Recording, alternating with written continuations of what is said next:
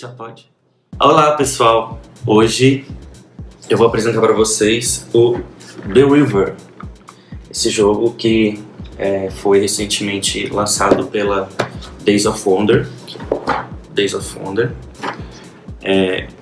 Ainda não tem no Brasil, tá, querido? Eu sou rica! E hoje eu vou fazer aqui, mostrar para vocês os componentes do jogo e explicar rapidamente, ou tentar explicar rapidamente, as regras.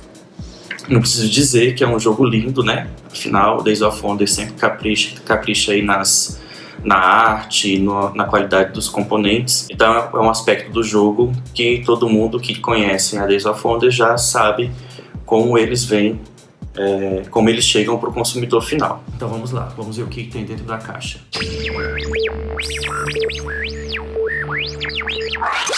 Então vamos abrir aqui a caixa do The River. Toda a caixa de jogo às vezes solta um pum, principalmente quando tá novinha. Então nós temos aqui o manual de regras. São regras simples, é um manual bem ilustrado, com exemplos, então assim, fácil de entender, não fosse o idioma estrangeiro, né? Mas quem não tem dificuldade consegue entender bem o manual.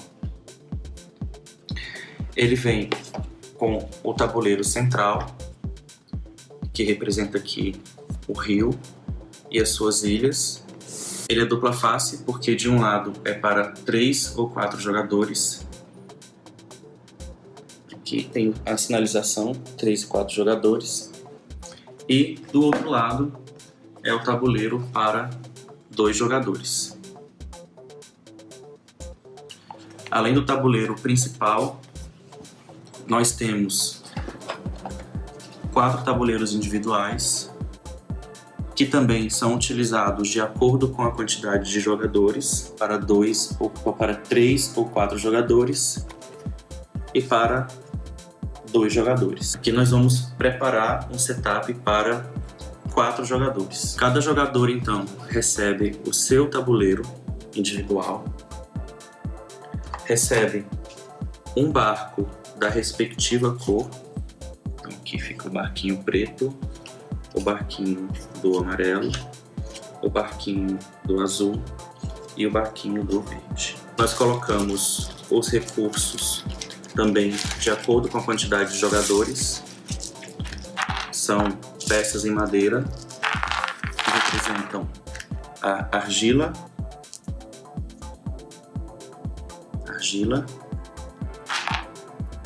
pedra, madeira e comida, que é o peru. Por isso que a gente apelidou esse jogo carinhosamente de jogo do peru. Então a gente coloca os componentes seguindo também a indicação de setup para a quantidade de jogadores. No caso aqui, como são 4 jogadores, nós vamos usar os 5 perus e todos os outros componentes que representam os recursos do jogo. Cada jogador vai receber também os seus trabalhadores da respectiva cor e colocá-los no barco, com exceção de um deles que fica aqui aguardando o momento certo de entrar em jogo. Colocamos o meeple, componente aqui o barquinho que representa o jogador inicial, no campo apropriado aqui do tabuleiro. Embaralhamos as cartas de construções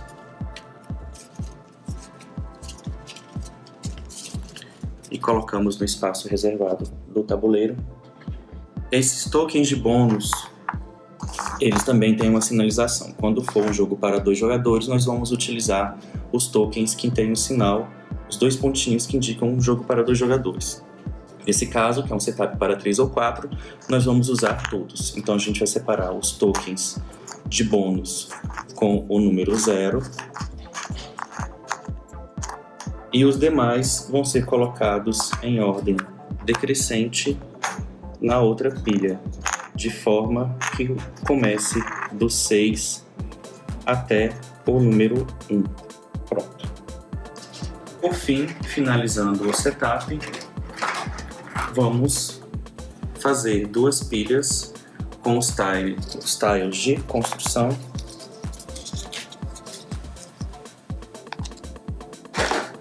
Bom, tá feito o setup. Antes de começar a explicar as regras, eu tenho que reforçar que esse jogo ele foi recentemente lançado pela Days of Wonder. Ele é um jogo de 2 autores até então desconhecidos por nós, que é o Ismael Perrin e o Sebastian Pachot. Eu ainda não sei quais outros jogos que eles criaram, mas se eu descobrir algum jogo que seja conhecido, eu vou colocar aqui a imagem, aqui ou aqui, em algum canto aqui para ilustrar para vocês. Então vamos aqui começar a explicar rapidamente as regras. Primeiro aqui no tabuleiro principal, ele representa o rio, né? Ele representa aqui o curso principal do rio. E nesse curso principal do rio nós temos algumas ilhas. Cada ilha tem espaços de ação para os jogadores colocarem os seus trabalhadores. Para o primeiro turno do jogo, que ainda é um turno preparatório, nós separamos a quantidade de tokens de construção representadas por esse quadradinho dentro do espaço apropriado do tabuleiro. Então nós vamos colocar aqui, preencher esses espaços. E aqui já dá para a gente perceber que existem alguns tipos de terreno. São 5 tipos de terreno no total. O deserto, que não está representado aqui por enquanto. Badlands, que seria tipo um lamaçal. A floresta, montanha e meadow, que seria os campos. Eu vou chamar de campos. E tem também peças que representam 2 tipos de terreno que eu mostro assim que sair alguma. Nas peças, assim como nos tabuleiros dos jogadores, tem representadas essas casinhas, que são os armazéns. Eles servem para armazenar um único recurso. Esses símbolos redondos com o recurso dentro representam a quantidade de recursos que vão ser produzidos na ação apropriada. E esses tiles que têm os símbolos de pontos de vitória, eles costumam dar pontos de vitória no final do jogo. Então, feito essa parte inicial do setup, cada jogador vai escolher uma construção e posicioná-la no seu afluente do rio. Percebam que aqui, se a gente colocasse os tabuleiros juntos, daria para perceber que essas terras foram descobertas recentemente e cada explorador, cada pessoa tem um conjunto de explorador para poder desenvolver essas áreas que foram recém-descobertas. Então cada jogador pega aqui um tile desse, coloca no seu rio, e importante, começa por aquele jogador que ficou por último na escolha na ordem dos jogadores. Então o último jogador pega primeiro, depois o penúltimo, depois o antepenúltimo e depois o primeiro jogador, tá? E é uma forma de equilibrar o jogo. E o tile que sobra, ele é descartado. Em seguida, nós preencheremos os espaços com as demais peças e a partida pode começar. Lembrando sempre que esses 2 espaços aqui serão utilizados apenas quando o jogo tiver 4 jogadores. Quando tiver 3 jogadores, nós utilizaremos 6 peças de terreno disponíveis aqui para aquisição. Então o funcionamento do jogo é bem simples, é alocação de trabalhadores e tile placement. Rolam os blocos porque as ações disponíveis no jogo elas são limitadas. Então vamos lá, aqui nessa primeira ilha, cada jogador pode colocar apenas 2 trabalhadores e ao colocar um trabalhador no espaço reservado, ele tem a possibilidade de adquirir um dos tiles de terreno. Lembrando que todas as ações são mandatórias. Se não for possível realizar aquela ação, ou porque não tem recursos disponíveis para pagar, ou porque não tem recursos disponíveis para pegar, ou por qualquer outra impossibilidade, o jogador não pode realizar aquela ação. Então, voltando aqui no tabuleiro, o jogador posiciona um de seus trabalhadores, escolhe uma peça de terreno e coloca no seu tabuleiro. Uma outra possibilidade de ação é essa dessa ilha aqui, que é a segunda maior ilha do jogo, que eu esqueci.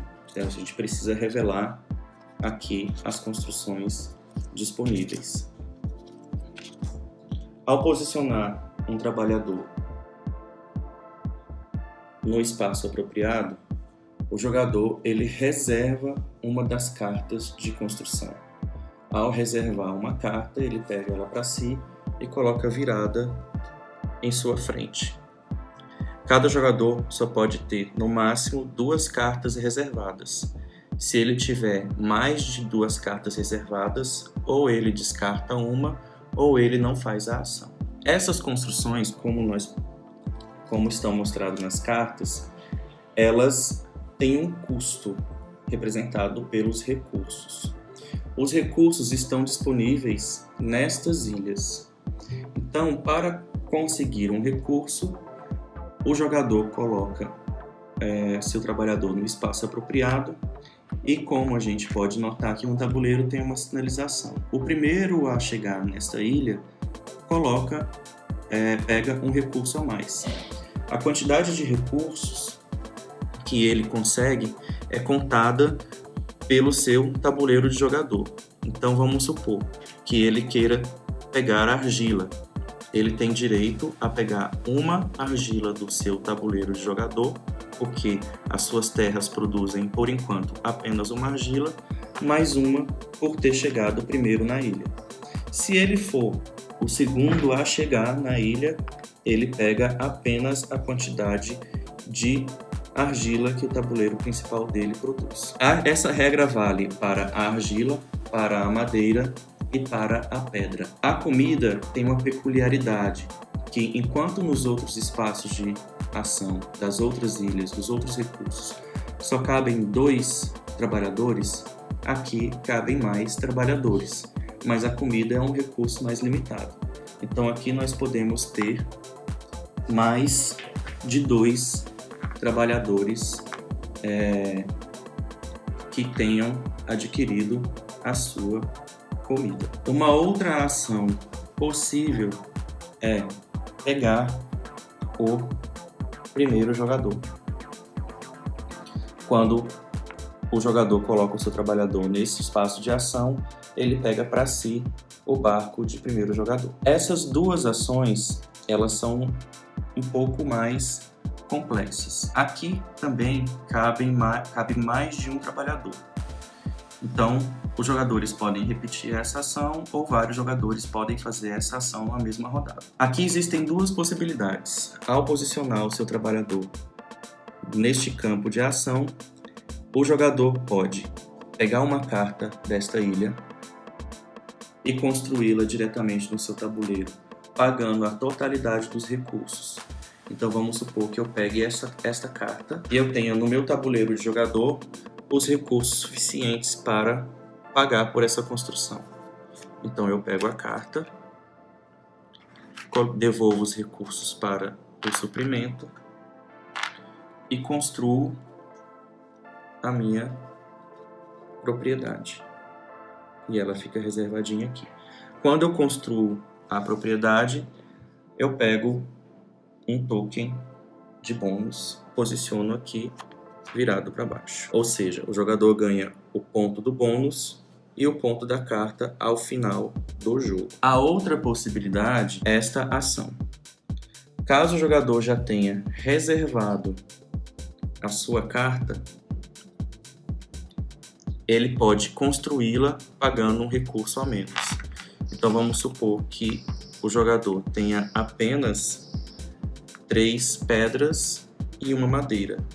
como ele já tinha reservado a carta antes, a carta já estava aqui, ele pode construí-la pagando um a menos. Então, o jogador optou por pagar 3 pedras e uma madeira, constrói a sua propriedade e coloca o token de bônus da mesma maneira. E, por fim, a última ação disponível no tabuleiro é a ação de trocar os tiles de terreno de lugar. Quando o jogador posiciona o seu trabalhador neste espaço de ação, ele tem a possibilidade de trocar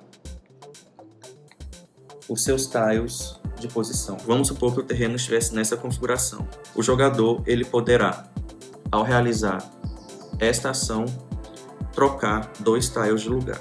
Então o jogador escolhe trocar esse tile por esse. E isso é importante porque na pontuação final do jogo, caso o jogador consiga formar em seu tabuleiro colunas com tipos de terrenos iguais, ele ganha mais pontos, que é o que está sinalizando aqui. Se ele fizer 2 terrenos iguais na coluna, ele ganha 2 pontos. Se ele conseguir completar 3 terrenos iguais, ele consegue marcar 6 pontos e acumula para todas as colunas. Então vamos supor que ele tenha feito isso. Esse terreno ele vale por 2 tipos de terreno. Então aqui ele vai conseguir 6 pontos, mais 6 pontos, mais 6 pontos. Lembrando que eles precisam estar adjacentes. Se tiver, por exemplo, desta forma, ele não consegue ganhar 2 pontos. Ele só consegue ganhar 2 pontos se tiver adjacente. Uma regra importante que é preciso lembrar é que os tiles de terreno eles têm que ser colocados na ordem do curso do rio. Então, à medida que o jogador vai adquirindo as suas peças de terreno, ele precisa seguir o curso do rio. Afinal, é lógico, né? Nós estamos descobrindo uma terra nova e explorando de acordo com o curso do rio. Então vamos colocando as peças de acordo com o curso do rio. Quando chega nesse espaço, ele é obrigado a assentar um de seus trabalhadores. E ele vai ficar aqui, morando aqui, até o final do jogo. E assim sucessivamente. Chegou nesse outro espaço de ação, ele é obrigado a assentar outro trabalhador. E permanecemos aqui construindo ao longo do afluente do rio. Chegou nesse espaço aqui, ele aposenta mais um trabalhador. E por último, aposenta mais um trabalhador, até que ele fica com apenas um em sua mão, se ele liberou esse espaço. Esse espaço significa que, quando o jogador constrói a sua segunda propriedade,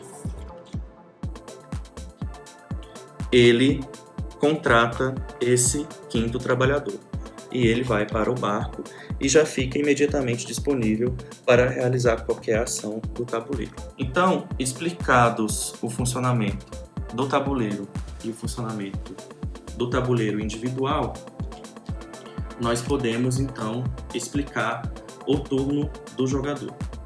O turno, gente, é muito simples, consiste basicamente em posicionar um trabalhador e realizar a ação respectiva, a ação daquele espaço de ação. Mas antes disso, antes de qualquer coisa, o jogador pode trocar 3 recursos quaisquer por uma comida. E isso ele tem que fazer antes de posicionar o seu trabalhador. E ele pode fazer isso várias vezes no início do seu turno, como a primeira ação. Então ele pode gastar 6 recursos e pegar 2 comidas. Pode gastar 9 recursos e pegar 3 comidas, desde que tenha comida disponível. E uma coisa que eu esqueci de falar é o seguinte: ao posicionar o trabalhador aqui no espaço de ação para pegar comida, Se não tiver comida, ele pode pegar um outro recurso qualquer. Aí vocês vão me perguntar, quando é que a rodada termina? A rodada termina quando todos os jogadores posicionaram os seus trabalhadores, ou seja, quando o barco está vazio. Terminada a rodada, é feita a limpeza aqui do tabuleiro, a preparação para a próxima rodada. Todas as peças de terreno que sobrarem aqui são descartadas e reveladas novas peças. E preenchemos de acordo com a quantidade de jogadores. E os espaços vazios das cartas de construção são preenchidos com novas cartas. Não há descarte de cartas aqui, apenas complementa os que foram utilizados. Terminada a fase de limpeza, uma nova rodada começa e assim sucessivamente. Os jogadores vão posicionando os seus trabalhadores e assim que todos posicionarem os seus trabalhadores, uma vez por turno, alternadamente, obviamente, que eu posiciono um trabalhador, o jogador seguinte posiciona outro trabalhador e assim que todos tiverem concluído o posicionamento, a rodada termina e começa uma nova etapa de clean-up, aqui de preparação para o turno seguinte, e assim sucessivamente. O jogo termina, o trigger de fim de jogo é quando um jogador consegue completar os seus bônus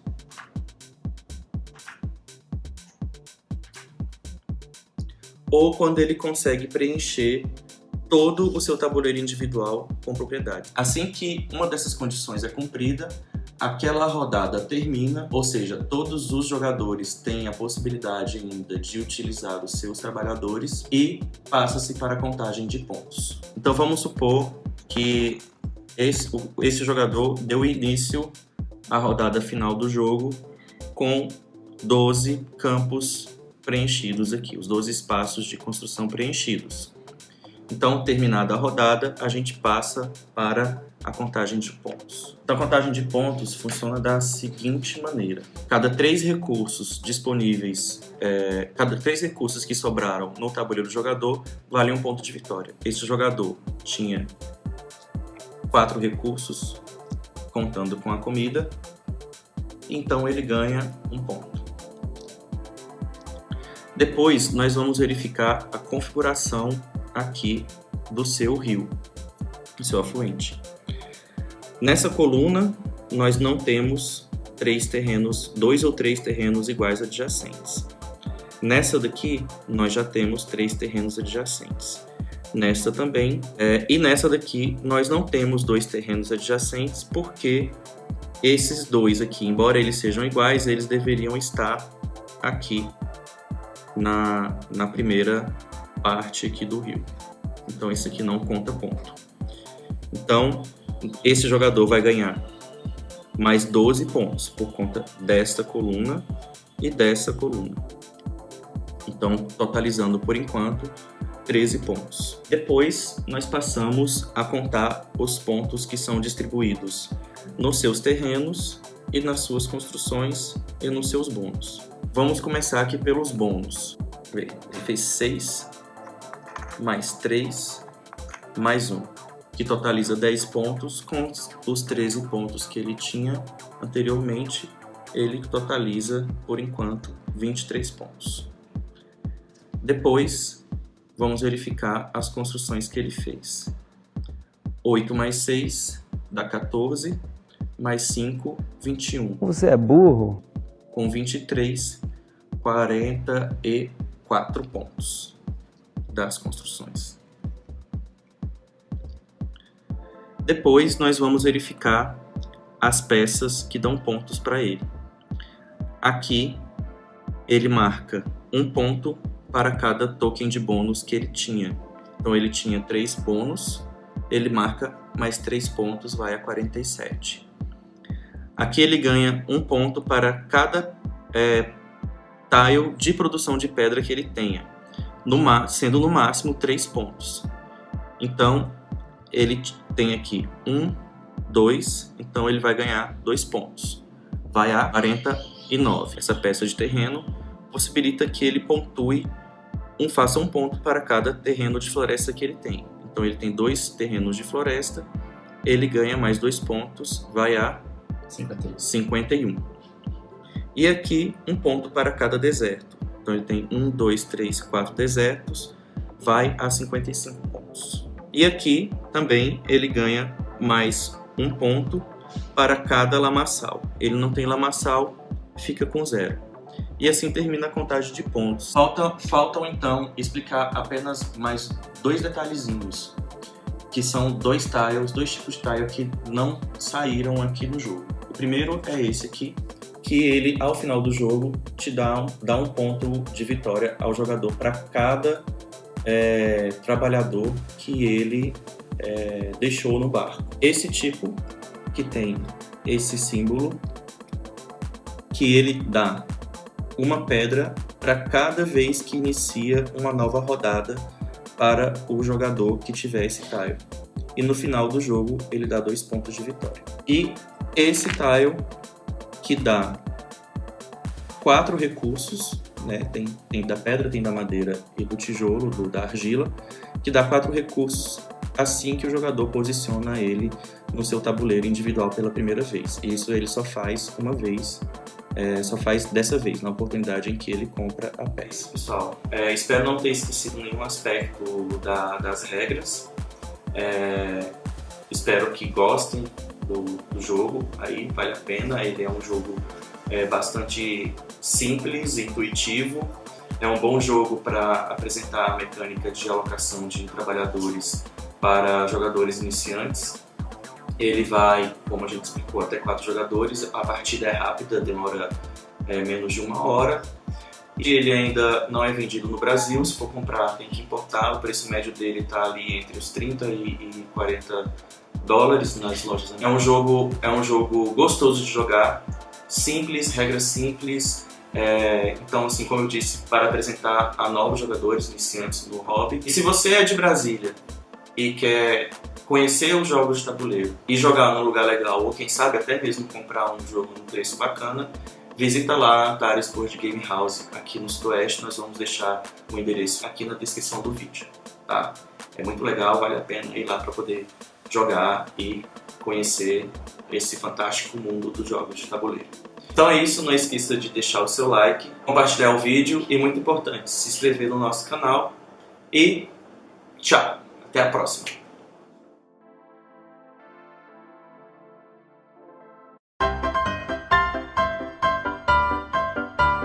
Nas lojas americanas, não nas lojas americanas, não é essa, não. Aqui, ou aqui, ou aqui. Então é isso, não esqueça então é isso, não esqueça se inscrever no canal. Se inscrever no... Meu cabelo tá longo.